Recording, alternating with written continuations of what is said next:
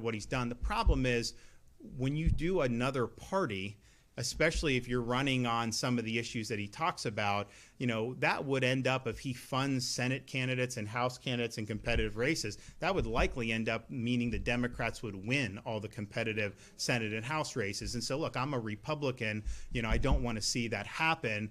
I think if you want to, get involved and hold accountable, we do have a problem in the Republican Party with these D.C. congressmen. They always run saying there's out of control spending and they're going to spend less, and they never do it. And so there's a gap between the campaign rhetoric and then the performance.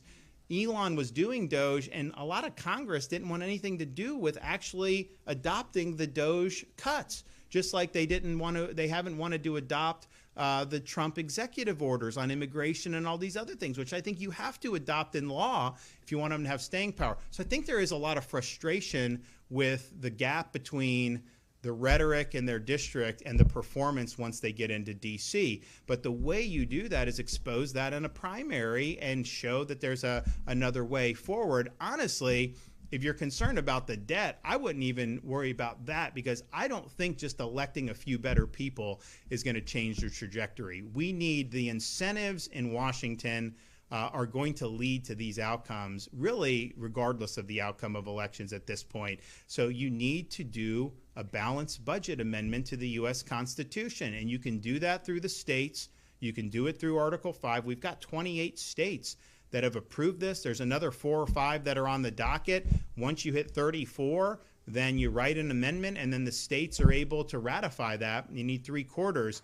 If Elon wanted to weigh in on that and work on those state legislatures, he would have a monumental impact on doing this. And we also need term limits for members of Congress. And so you can do both of those things.